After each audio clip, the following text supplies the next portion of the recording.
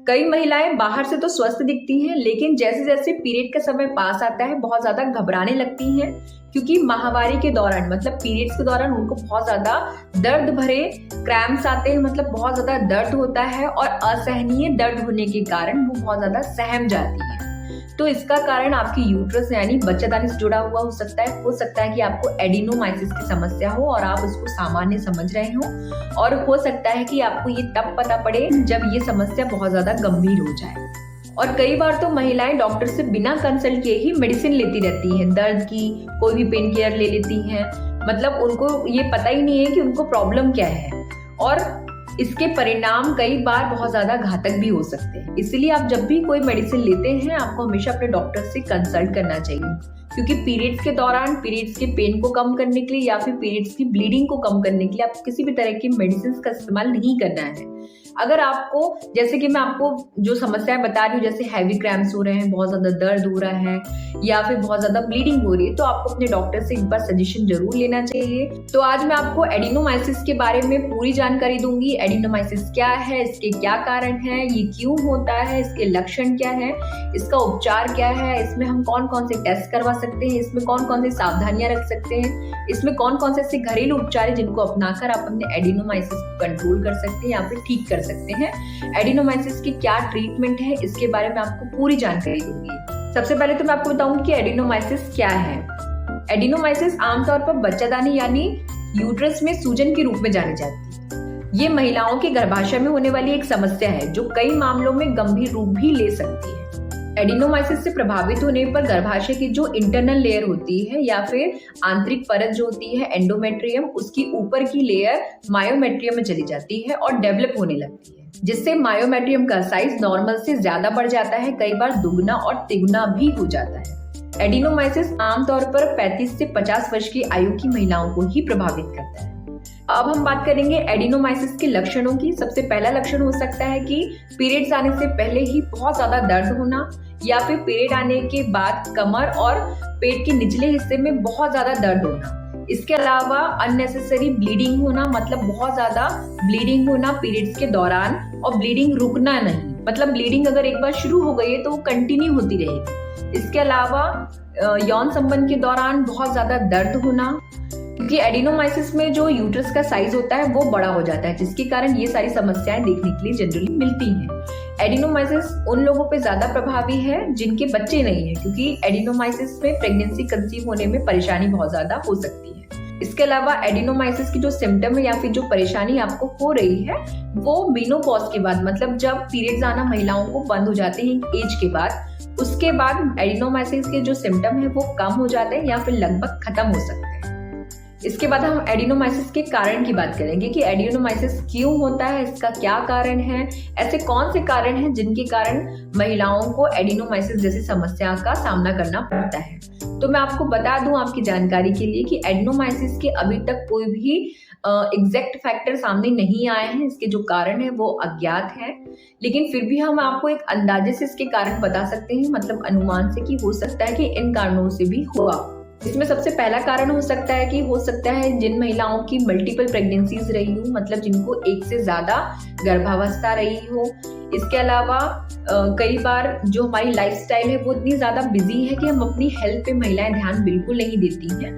कई बार महिलाएं अपना जो खान पान है उसको ठीक नहीं रखती हैं, जिसके कारण भी महिलाओं को आगे चलकर स्वास्थ्य समस्याएं हो सकती हैं। कई बार महिलाओं को बहुत ज्यादा तनाव की वजह से महिलाओं की मस्तिष्क में जो प्यूबिट्री ग्लैंड होती है और ओवरी के बीच में जो कम्युनिकेशन होता है वो गड़बड़ा जाता है, और तनाव के दौरान शरीर में मौजूद न्यूरोकेमिकल्स में बहुत ज्यादा परिवर्तन होता है। और इसके अलावा कई बार महिलाओं के शरीर में जो प्रोजेस्टेरॉन और एस्ट्रोजन हार्मोन का जो इम्बैलेंस होता है वो भी इस समस्या के लिए जिम्मेदार हो सकता है।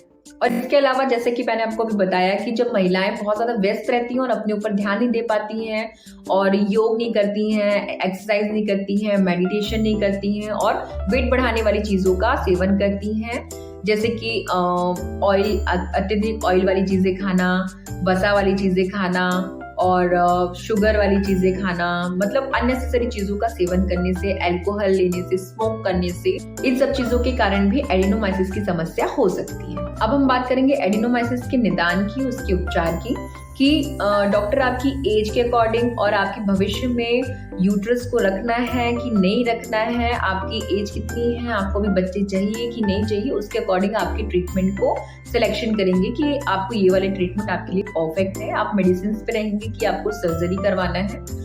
और इसके अलावा आपके यूट्रस के साइज के अकॉर्डिंग और अगर कोई इन्फेक्शन है यूट्रस में तो उसके लिए सबसे पहले डॉक्टर्स आपका कुछ परीक्षण कर सकते हैं, मतलब कुछ आपको इन्वेस्टिगेशन लिख सकते हैं जिसमें सोनोग्राफी हो सकती है, एमआरआई हो सकती है, जिससे आपकी यूट्रस के करंट पोजीशन के बारे में पता पड़ जाएगा। आपकी यूट्रस की जो लेयर है वो किस हिसाब से डेवलप हुई है या फिर उनकी ग्रोथ कैसी है। इसके अलावा आपको कोई यूट्रस में फाइब्रॉइड तो नहीं है, कोई और परेशानी तो नहीं है, कोई नई बीमारी जन्म तो नहीं ले रही है।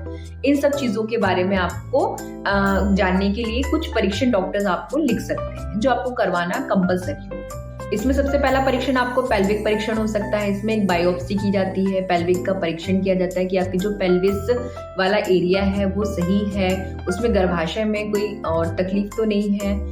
इसके अलावा बायोप्सी की जाती है। बायोप्सी में आपका थोड़ा सा टिश्यू निकाल कर उसको इन्वेस्टिगेशन करने के लिए लैब में भेजा जाता है और देखा जाता है कि उसके जो सेल्स है वो नॉर्मल है, उसमें किसी तरह का कैंसर तो नहीं है और कोई बीमारी तो नहीं है।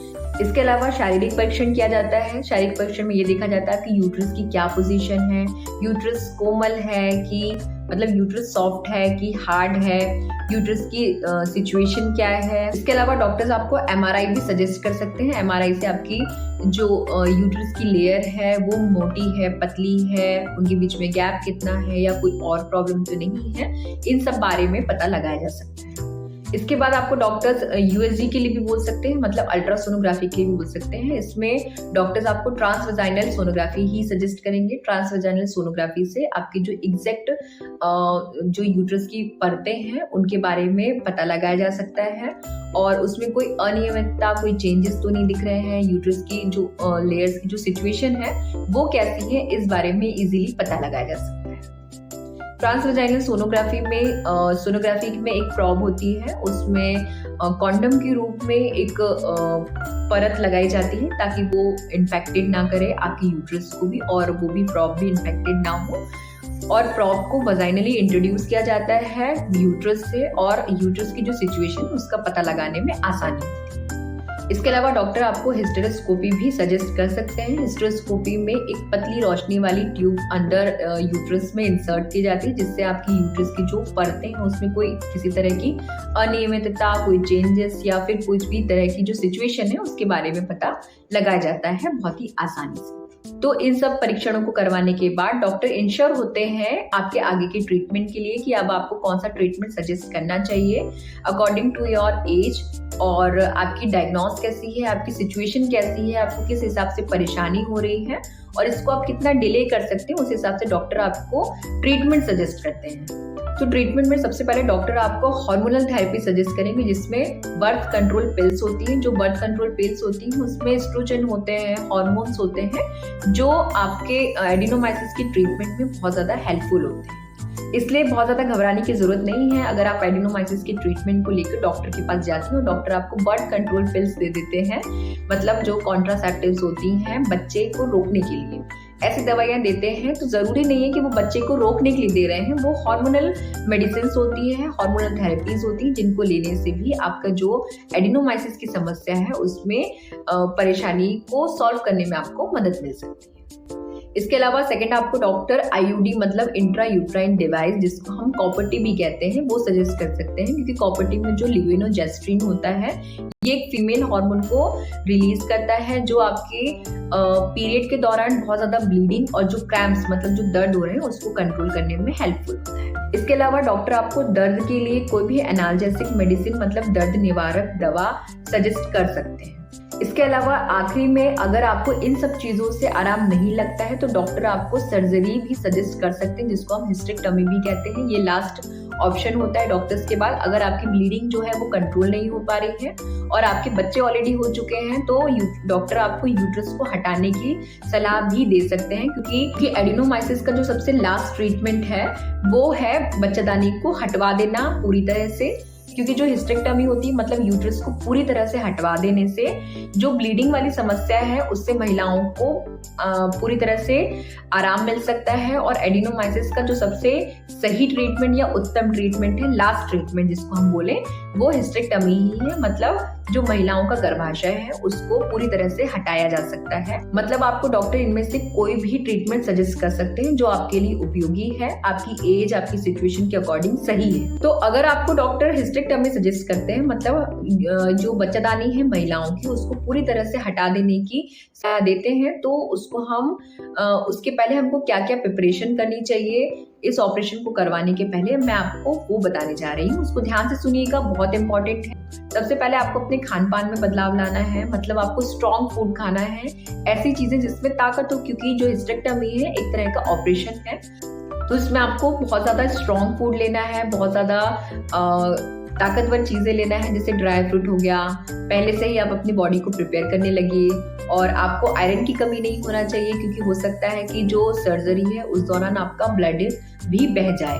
और आपको ऐसा डोनर तैयार करके रखना है जो आपके ब्लड से मैच होता हो। और इसके अलावा आपको खान पीन, जो जैसा कि मैंने आपको बताया, सबसे ज्यादा इम्पोर्टेंट, आपको अपने खान पीने में ध्यान रखना है। आपको बाहर की चीजें नहीं खानी है, आपको पूरी तरह से रेस्ट करना होगा। और ऑपरेशन के बाद आपको किसी भी तरह की एक्सरसाइज नहीं करना है, ज्यादा चलना फिरना नहीं है कुछ दिनों तक, जब तक आप प्रिपेयर ना हो जाए। और ऑपरेशन करने से पहले अगर आपको किसी भी तरह की मेडिकली प्रॉब्लम है, मेडिकल इश्यूज हैं, तो आपको पहले से ही अपने डॉक्टर को उस बारे में पूरी डिटेल देनी है। कोई भी तरह की चीजें, कोई भी तरह की बातें आपको अपने डॉक्टर से नहीं छुपाना है। इसके अलावा आपको ऑपरेशन से पहले मेंटली प्रिपेयर रहना बहुत जरूरी है। मतलब ऐसा नहीं कि आपका ऑपरेशन होने वाला है और आपका बीपी बढ़ जाए, तो इसीलिए आपको शारीरिक तौर पर तो प्रिपेयर रहना ही है, मेंटली तौर पर भी आपको शांत रहना है और पहले से ऑपरेशन के लिए तैयार रहना है। और इसके अलावा आपको हाइजीन मेंटेन करना बहुत जरूरी है, जैसे कि मैंने आपको हमेशा बताया है। और हमेशा अपने साथ में किसी एक व्यक्ति को रखिए। और अगर आपको कोई भी इससे रिलेटेड कोई भी समस्या हो रही है, कोई भी प्रॉब्लम हो रही है, तो आप डॉक्टर से सजेशन लीजिए और उसके बाद ही आप मेडिसिन को इस्तेमाल करिए। तो अब मैं इसके बाद आपको बताऊंगी कि आप एडिनोमाइसिस से कैसे बच सकते हैं, अपने आप को कैसे बचा सकते हैं इस समस्या से। सबसे पहले तो एडिनोमाइसिस से बचने का सबसे उत्तम तरीका है कि आपको अपना वजन जो है वो कंट्रोल में रखना है। आपको अपना वजन नहीं बढ़ने देना है। आपको अपना हार्मोन्स को नियंत्रण रखना है।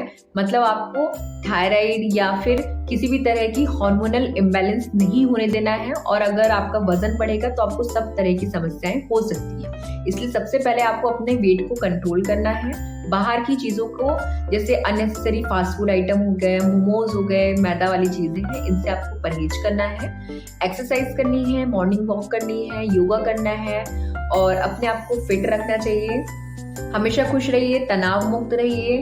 और जब भी आपको दर्द होता है, बहुत ज्यादा क्रैम्प होता है, तो आपको अननेसेसरी मेडिसिन का इस्तेमाल नहीं करना है। जो भी दवाई लेनी है डॉक्टर की परमिशन से लेनी है। तो आज के लिए बस इतना ही। अगर एडिनोमाइसिस से रिलेटेड मन में कोई भी डाउट है, कोई भी क्वेरी है, तो आप बेहिचक मेरे कमेंट बॉक्स में कमेंट करके भी मुझसे पूछ सकते हैं। और अगर आपको मेरी दी हुई इन्फॉर्मेशन अच्छी लगी और आपने मेरे चैनल को सब्सक्राइब ना किया हो, तो प्लीज नीचे दिए हुए बेल बटन पे प्रेस करके मेरे चैनल को सब्सक्राइब जरूर कर लीजिएगा, जिससे मैं जितनी भी new health related videos upload करती हूँ अपने चैनल पे, उनकी नोटिफिकेशन आपको बिना किसी देरी के मिल पाए।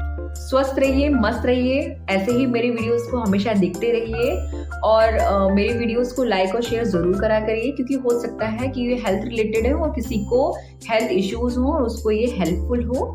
और जय हिंद, जय भारत।